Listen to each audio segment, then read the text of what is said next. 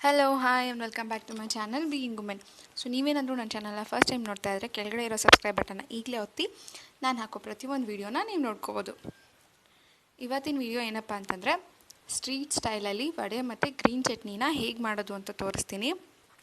ಅದಕ್ಕೋಸ್ಕರ ನಾನಿಲ್ಲಿ ಅರ್ಧ kg ಕಡಲೆಬೇಳೆ ತೊಗೊಂಡು ತೊಳೆದು ಆಲ್ರೆಡಿ 2 hours ಇದನ್ನು ನೀರಲ್ಲಿ ನೆನೆಸಿ ಚೆನ್ನಾಗಿ ಈಗ ನೆನೆಸಿರೋ ಕಡಲೆಬೇಳೆ ತೆಗೆದು ಪಕ್ಕಕ್ಕೆ ಇಟ್ಟಿದ್ದೀನಿ.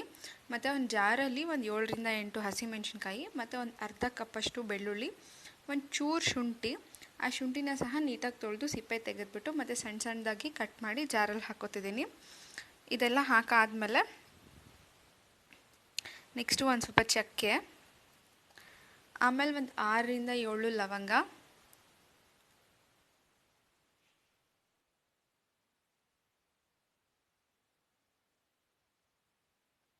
ನೋಡಿ ಒಂದು 6ರಿಂದ 7 ಲವಂಗ ತೊಗೊಂಡು ಇಷ್ಟನ್ನು ಫಸ್ಟ್ ನಾನು ರುಬ್ಕೋತೀನಿ. ಇಷ್ಟನ್ನು ರುಬ್ಬಾದ್ಮೇಲೆ ನಾನು ಏನು ನೆನೆಸಿ ತೊಗೊಂಡಿದ್ದಂಥ ಕಡಲೆಬೇಳೆಯನ್ನು ಸಹ ರುಬ್ಬಿದ್ದೀನಿ.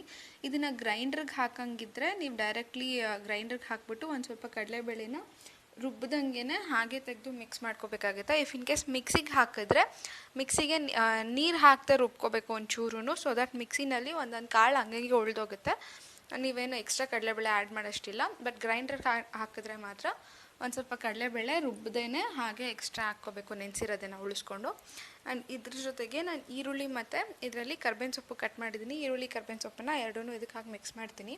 ಆ್ಯಕ್ಚುಲಿ ಈ ಪಾತ್ರೆ ಸಾಕಾಗ್ತಿಲ್ಲ, ಸೊ ನಾನು ದೊಡ್ಡ ಪಾತ್ರೆ ತೊಗೊಂಡಿದ್ರಲ್ಲಿ ಮಿಕ್ಸ್ ಮಾಡ್ಕೊತೀನಿ.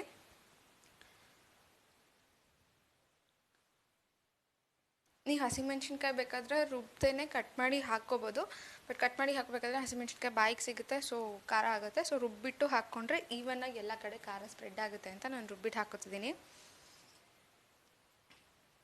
ಆ್ಯಂಡ್ ಇದಾದಮೇಲೆ ನಾನು ಇಲ್ಲಿ ಕೊತ್ತಂಬರಿ ಸೊಪ್ಪು ಮತ್ತು ಸಬ್ಸಿಗೆ ಸೊಪ್ಪು ಎರಡೂ ಮಿಕ್ಸ್ ಮಾಡಿ ಹಾಕ್ತಿದ್ದೀನಿ. ಸಬ್ಸಿಗೆ ಸೊಪ್ಪು ಸ್ವಲ್ಪ ಎಣ್ಣೆ ಎಳೆಯುತ್ತೆ, ಬಟ್ ಟೇಸ್ಟ್ ಚೆನ್ನಾಗಿರುತ್ತೆ. ನಿಮಗೆ ಸಿಕ್ಕರೆ ಹಾಕಿ, ಇಲ್ಲಾಂದರೆ ಕೊತ್ತಂಬರಿ ಸೊಪ್ಪನ್ನ ಈ ಥರ ಸ್ವಲ್ಪ ಜಾಸ್ತಿ ಹಾಕಬೇಕು. ನಾನು ಎರಡೂ ಸೇರಿ ಇಷ್ಟ ಹಾಕ್ತಿದ್ದೀನಿ. ನಿಮಗೆ ಸಿಗಲಿಲ್ಲ ಅಂದರೆ ಬರೀ ಕೊತ್ತಂಬರಿ ಸೊಪ್ಪನ್ನೇ ಇಷ್ಟ ಹಾಕಬೇಕಾಗತ್ತೆ. ಬಟ್ ಟೇಸ್ಟು ಸ್ಮೆಲ್ಲು ಎಲ್ಲ ಚೆನ್ನಾಗಿರುತ್ತೆ ಈ ಸಬ್ಸಿಗೆ ಸೊಪ್ಪು ಹಾಕಿದ್ರೆ. ಅದಕ್ಕೋಸ್ಕರ ನಾನು ಇದನ್ನು ಮಿಕ್ಸ್ ಮಾಡಿ ಹಾಕ್ತಿದ್ದೀನಿ. ಸಿಕ್ಕರೆ ಹಾಕಿ, ಇಲ್ಲಾಂದರೆ ಬರೀ ಕೊತ್ತಂಬರಿ ಹಾಕಿ. ಮತ್ತು ನಾನೆಲ್ಲ ನೀಟಾಗಿ ಮಿಕ್ಸ್ ಮಾಡಿ ಈ ಥರ ಉಂಡೆ ಮಾಡಿ ಇಟ್ಕೊಂಡು ಎಣ್ಣೆ ಒಂದು ಸ್ವಲ್ಪ ಕಾದ್ಮೇಲೆ, ಇದು ಆ್ಯಕ್ಚುಲಿ ಬಟರ್ ಪೇಪರು. ನಿಮ್ಗೆ ಬಟರ್ ಪೇಪರ್ ಇಲ್ಲಾಂದರೆ ಒಂದು ಕವರ್ ಇಲ್ಲಾಂದರೆ ಒಂದು ಬಾಳೆ ಎಲೆ, ಈ ಥರ ಏನೋ ಒಂದು ಪರವಾಗಿಲ್ಲ. ಇಲ್ಲಾಂದರೆ ಡೈರೆಕ್ಟ್ಲಿ ಕೈ ಮೇಲೂ ಈ ಥರ ವಡೆ ತಟ್ಕೊಂಡು ಹಾಕ್ಬೋದು. ಎಕ್ಸ್ಪೀರಿಯನ್ಸ್ ಇರೋರು ಆರಾಮ್ಸೆ ಕೈ ಮೇಲೇ ತಟ್ಕೊಂಡು ಹಾಕ್ಬೋದು. ನಾನು ಒಂದು ಮಾತ್ರ ಈ ಥರ ಪೇಪರಲ್ಲಿ ನಿಮಗೆ ತೋರ್ಸೋಕ್ಕೆ ಹಾಕ್ತಿದ್ದೀನಿ. ಅದಾದಮೇಲೆ ನೆಕ್ಸ್ಟ್ ನಾನು ಕೈಯಲ್ಲೇ ಹಾಕ್ಬಿಡ್ತೀನಿ ಬೇಗ. ಎಲ್ಲ ವಡೆ ಹಾಕಿ ಅದು ಫ್ರೈ ಮಾಡಿಕೊಂಡು ತೆಗೆದಿಟ್ಕೊಂಡು, ಅದು ಫ್ರೈ ಆಗ್ತಾ ಇರಲಿ ಅಷ್ಟರಲ್ಲಿ ನಾನಿಲ್ಲಿ ಗ್ರೀನ್ ಚಟ್ನಿ ಮಾಡ್ಕೋತೀನಿ.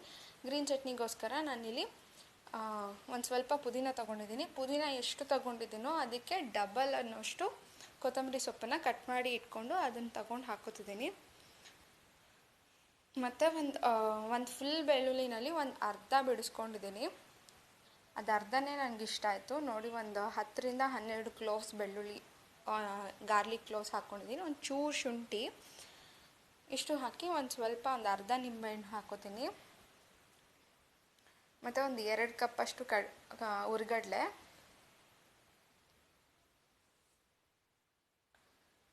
ಒಂದು ಸ್ವಲ್ಪ ಜೀರಿಗೆ